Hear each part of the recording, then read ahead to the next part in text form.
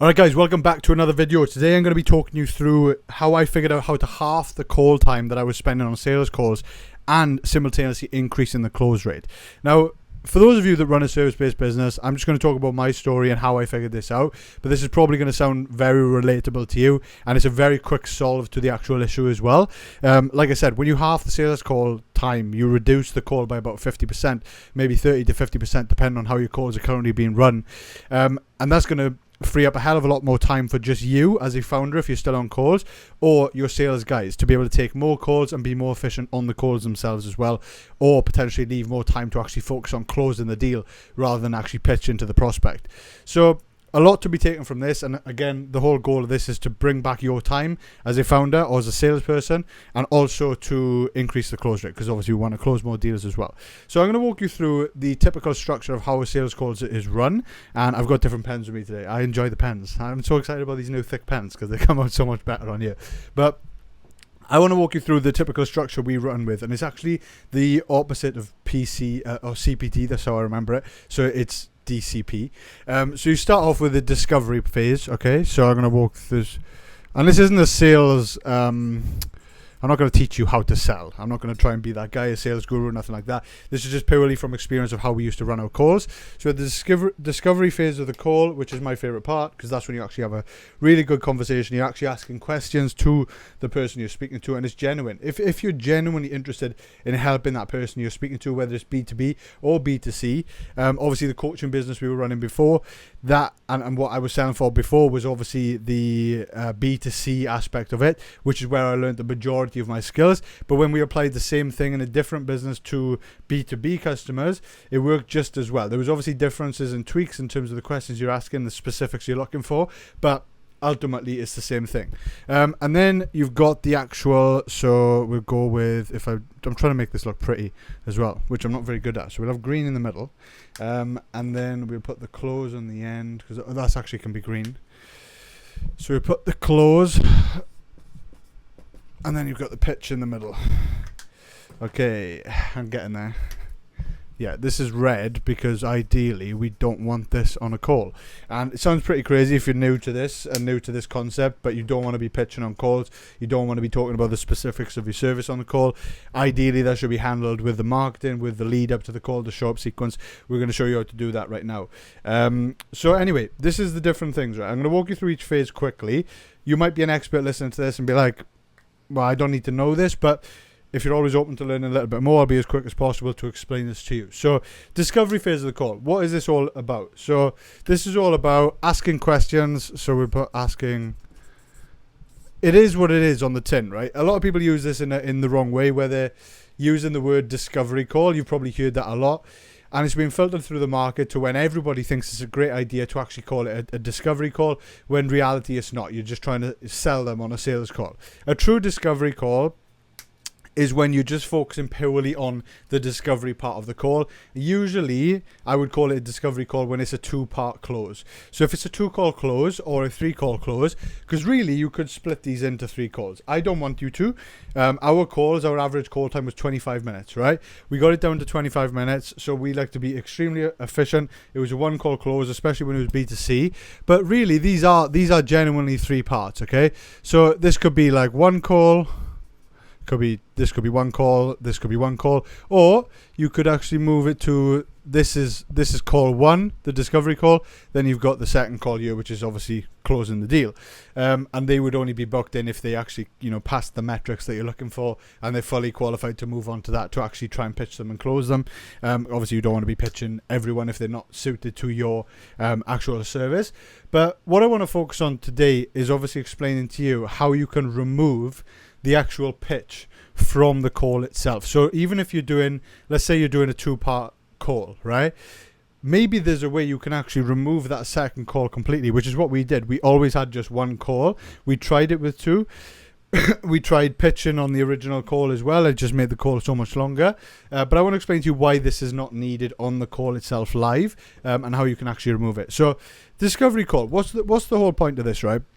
The way I like to start every call, regardless of whether it's B2C, B2B, that's a human on the other side of that call, right? Regardless of who it is. Very quickly, in a quick conversation, instead of going in with the whole trying to build rapport of, oh, how's your day been? Asking questions about their location, where they're at, what they're doing right now, what's going on in their day, anything exciting going on.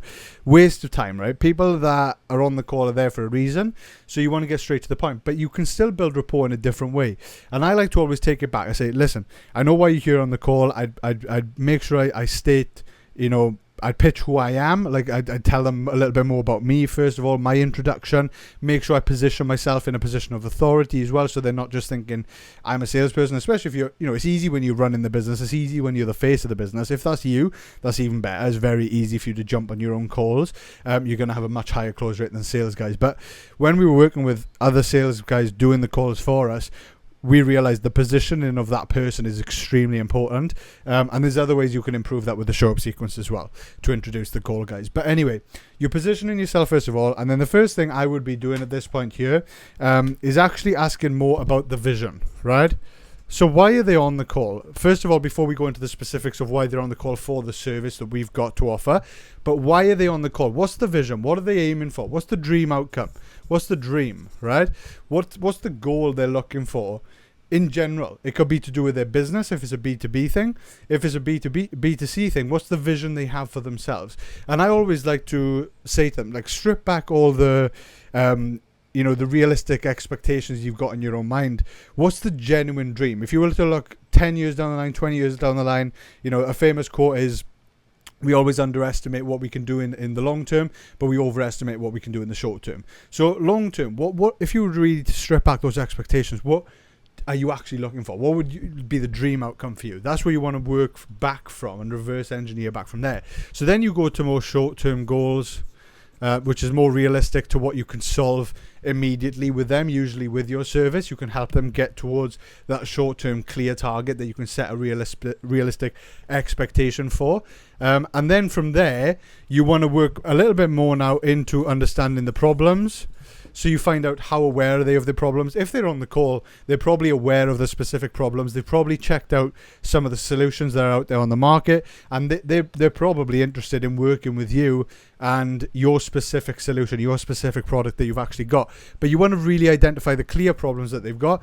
And because you've opened it up a little bit more broad to understand a little bit more about what are the other problems they've actually got, they may give you other, what are the other dream, the whole dream, the big picture thinking. They may tell you a little bit more problems as well, not just the actual one that you can solve with your service, but it opens up your opportunity to really place your solution into solving that clear problem, which is going to get them towards their actual dream outcome they want, not just getting on and talking about this is the problem, can you solve it, and being way more specific, way more into the details, which is not what we want to be doing. We want to be focusing on the dream result that they're going to actually get from this. Then you place your solution as the clear solution to their problem, which is where your product comes in, okay? Your product, service, whatever it is.